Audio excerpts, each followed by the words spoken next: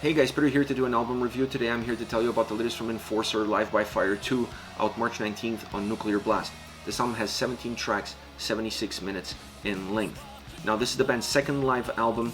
They're a Swedish heavy metal band and they recorded this performance in Mexico City, Mexico. Now when I look at live albums, there are a few boxes that I need to check in order to be fully engaged with the experience. One of them is the set list. How fluid is it? How dynamic is it? I felt like this one had two different elements that really gripped me. The first one is the fact that it has this old school style of breaking it into two with a guitar solo and a drum solo. I felt that this matched the style and sound of the band to perfection because they're a very old school band in terms of how they look, in terms of how they play, and the overall soundscape of their records. So having a set list that matches that style, that matches that vibe, perfect. The other aspect is the merger of older songs with newer songs.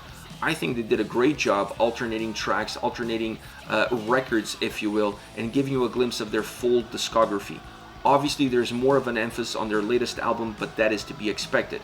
But having said that, when you look at the overall record, you really feel like you get a little bit of a greatest hits out of Enforcer with this album. You get a little bit of everything, and that's exactly what you expect from a live recording and from a set list put forward for said live recording. Now, when it comes to the soundscape of this album, I really feel like this is a hybrid, or at least it feels to me that way. It merges studio sound with live recording. I don't mean that the sound was recorded in the studio and then piped in into a live performance. That's not what I'm talking about at all.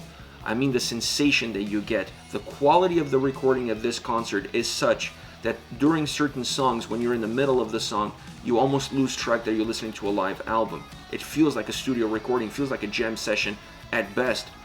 The quality is outstanding, it's very crisp, very clean, very well defined. You can hear all the different elements.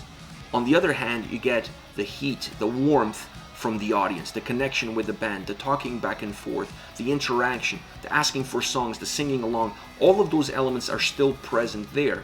And they have this perfect symbiosis of moving from one into the other. So some tracks you're going to get a little bit more of that warmth from the audience. You're going to feel like you're listening more to a live recording. And then in some tracks you get lost in the quality of the audio itself and it feels like a studio album.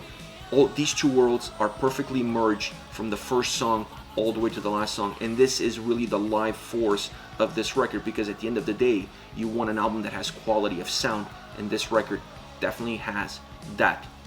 Now, there's two other elements that I want to mention because I feel like they're very important. One is the guitars and the other one is the vocals. I really like the guitar sound overall on this album. I like how well defined it is. I like how crisp it is, how driven it is, but at the same time a little bit rugged, a little bit organic, giving you a sense of how tight this band is in a live setting, but at the same time how the imperfections of a live recording really impact the overall experience into the tracks and into the overall concert. So all of that is present here on this album. As far as vocals are concerned, it's always a concern of mine when I go into a live recording to feel, where am I going to get these vocals? Am I going to get them in the back? Am I going to get them in the front? Where are the vocals going to be within the mix? I felt that on this album they were perfect. They were perfectly balanced within the songs, outside of the songs, the interaction with the audience. Everything surrounding the vocals were just perfect on the spot. You could hear them, but they don't hide any of the other elements. The other elements don't hide the vocals. Everything is perfectly balanced. For a live album, this is really a recording that you can dissect all the different elements that went into making it. You can appreciate each one of them individually, and then you can bring them all to the table and consume them all together as one. So I came in to this record not really sure of what I was going to get. I've seen this band live before, so I know how tight they are in that setting, but I didn't know how good this recording was going to be. I got completely lost in it. I listened to the album, I didn't realize it was over an hour. I felt like I was listening to it for 30 minutes, 40 minutes, whatever it was, and I really enjoyed every single minute of it.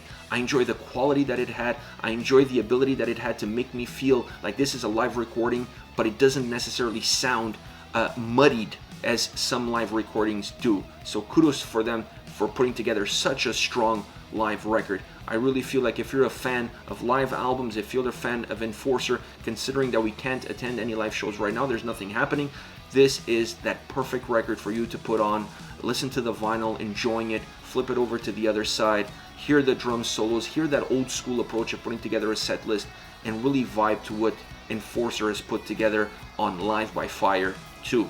This is it, guys. Let me know your thoughts on the band, on the live recording. Use the comment section below. I'll be reading those and getting back to you. Take care, guys.